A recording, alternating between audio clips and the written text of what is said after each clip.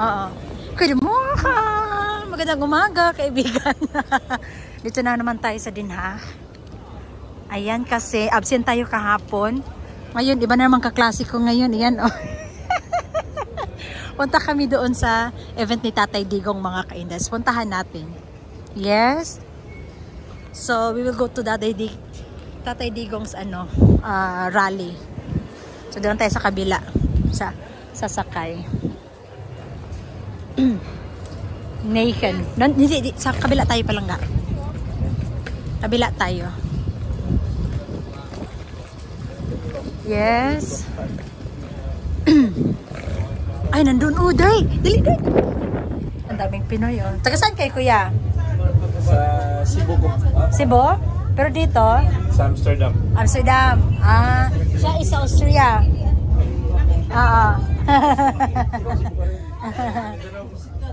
Dito may sa ICC. Kanina pumunta kami sa ICC. Wala doon kasi doon. Nga ulan. Ano namin doon, mga antay. May mga antay doon? Meron. Dami din? Pero hindi mabot sa daan. Meron din mga antay? Hindi mabot sa daan. May mga antay Duterte din pala pumunta. Ganun mayroon? Ano din sila? Sabi na resign daw si Marcos tapos singilin daw Duterte. Ganun ba? Nandoon yung mga victim sa GK. Hindi lang, hindi labot sa daan. Yung mga anti-Duterte. Mga antay. Nag-mix na. Mga ka-Indes, may Philippine flag. Nandyan si nandyan si my friend ko. Yan may Philippine flag. Daming mga Pinoy. Dito tayo. Ayan Ayan, dito. Daming Pinoy. Hello!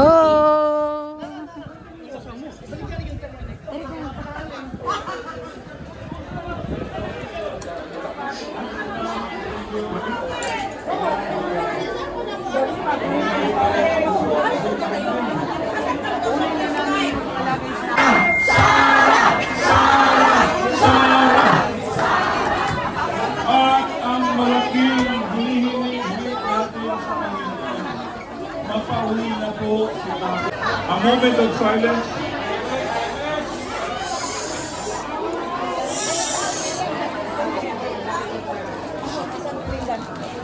Daddy Father, maraming salamat po sa araw na to. Maraming salamat sa tulong mo. Rain or shine, nandito po kami. Para tulungan ang aming sarili, para tulungan ang aming bansa. Matapang po kami ng Panginoon. That we could make our country great again. We claim victory from the Lord.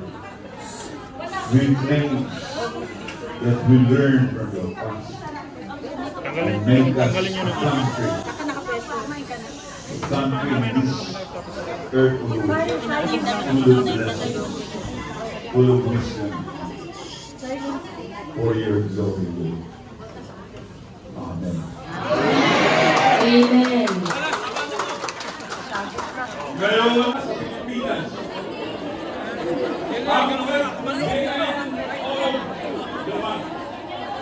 no remittance time.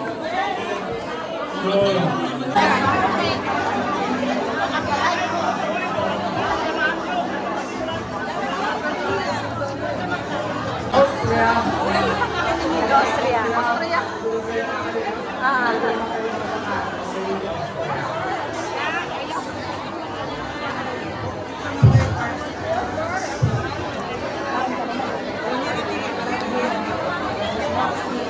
Kasi ang dami pala.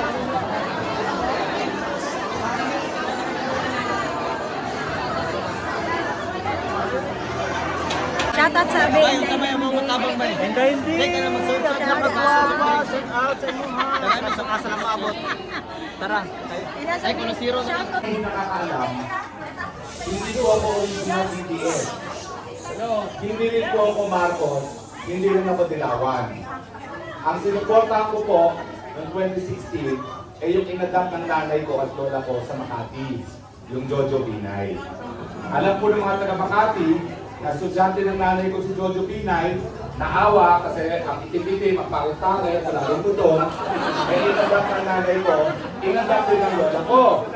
Pero yung tita ko, kapatid ng nanay ko, na best friend ni Ombudswoman Conchita Carbo Morales, bata pa si Jojo Pinay, wala nang sinasabi, ba't mo dinadala yan sa bahay natin mukhang magnanakaw? Hindi ko kasala personal si Tatay Digong. Wala akong alam na kung sino ang naglilinis sa Davao. Sino ang taga Davao? Sino ang taga Davao? Hindi ko alam kung mayroon pang ibang naglilinis sa mga adik sa Davao. 1980s, 1990s, hanggang sa ngayon. Sa mga palisiya niya, no? Hindi ko kilala si Tatay Digong personally kung paano niya ginawa ng paraan.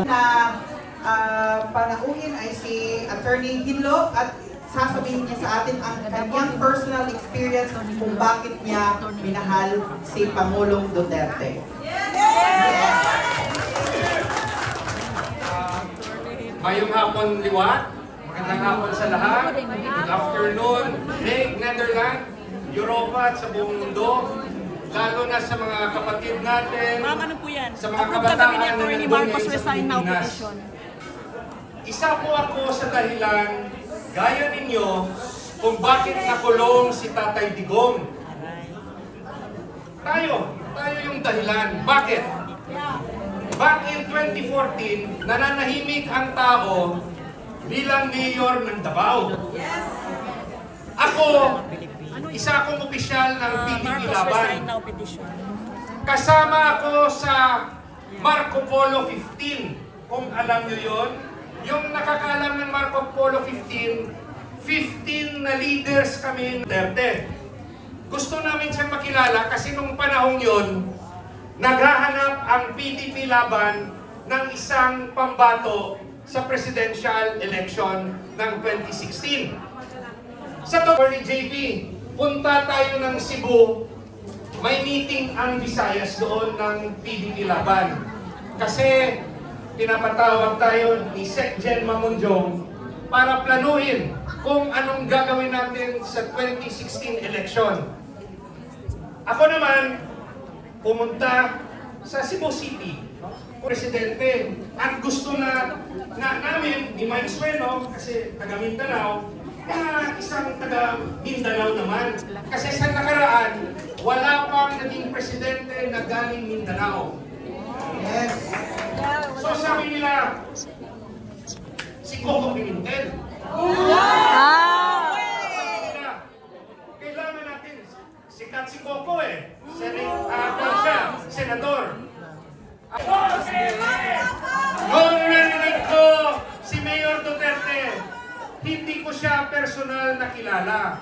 Pero naalala ko, nung bata pa ako, nakita ko sa telebisyon, may sinusunog na flag si Mayor Duterte dahil may isang Pilipina na OFW na binitay. Si Flor Condemnation. Naalala ko ang tapang ng taong ito. Sinunog ang flag para sa kanyang pagmamahal sa isang OFW na Pilipina. Nung nangyari yun, pumasok sa isip ko nung tinanong ako ni Secretary Mamunjong, nung tinanong niya ako, pwede kaya si Mayor Duterte? Sabi ko, pwede. Kasi mayuyunite niya ang Pilipino at mapapainit niya ang damdamin natin. He can capture the hearts of the Filipinos. Sabi ko, sa sarili ko, meron siyang karisma na pwedeng ipanalo ang PDP Laban. Sabi ko, pwede. Sabi niya, sige, punta tayo ng Davao. Pero ikaw magbayad ng sarili mong eroplano, ha? At tayo rin magbayad ng sarili nating hotel. So sabi ko, at that time, hindi naman pinapansin ng PDP Laban, sabi ko, I want to be part of history and get to know this Mayor Duterte. Isa ako sa 15 mga pinuno ng PDP Laban na pumuntang Davao at nakipagpulong kay Mayor Duterte. Noong panahon yon, si Senator Bongo, hindi pa Senator Bongo, siya yung tagadala ng papel, mga papeles, doon sa likod, dala-dala niya. Simpleng tao pa si Senator Bongo. 15 kami closed door meeting. Sabi ko sa kanila, ayaw niya kasi gusto niya ng demokrasya. So, ano nangyari? Narinig namin na yung tao, iba sa niya, diktador. Siya pala ay pro-democracy. Doon yung una kong pagkakilala kay Mayor Duterte hanggang sa nanalo siya bilang presidente at inappoint ako bilang undersecretary ng DILG. Yung pangalawang pwesto ko bilang direktor ng Land Bank of the Philippines. At yung panghuli, sabi niya, tulungan mo ako na maging commissioner ikaw ng Presidential Anti-Corruption Commission. OFW, itaas ang kamay ng mga OFW, please. Naalala niyo pa ba yung laglag bala yung hindi pa presidente si President Duterte? Di ba takot na takot tayo umuwi? Nung naging presidente si Digong, pinakain sa kanilang bala. Di ba? Pwede tayong magalit sa mga government workers. Yan ang deserve ng Pilipino. Ganyan tayo kamahal ni Rodrigo Duterte.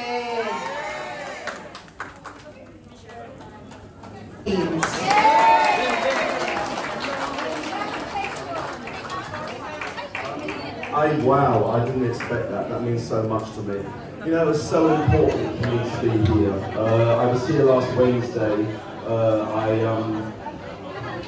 didn't finish work Friday night, had a shower, went straight to the airport, came here. I'm coming back on Tuesday, I'm coming back on Saturday. You know, I just feel that that minute he's held in that ICC detention centre is an injustice. You know, he's innocent until proven guilty. I believe now the right with the Marcoses to allow Marcos to come back. Forget it. I know my president.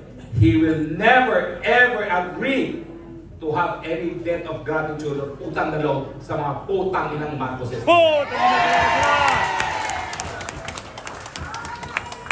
Thank you so much, Attorney Rockil. Maraming salamat po. At saka po sa lahat ng ito, salamat po sa atin. Kung wala po tayo, hindi po mangyayari ito kung nangyayari ngayon. The history sa Pilipinas.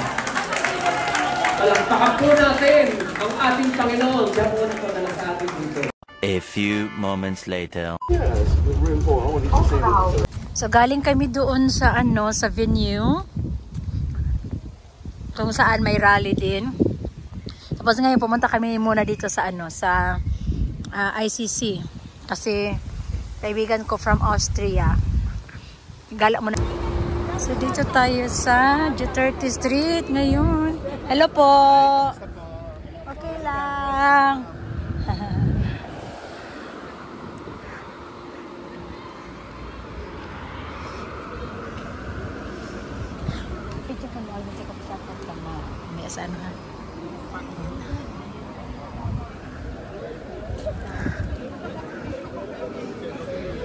Kumusta? Kanina ka pa? Ah.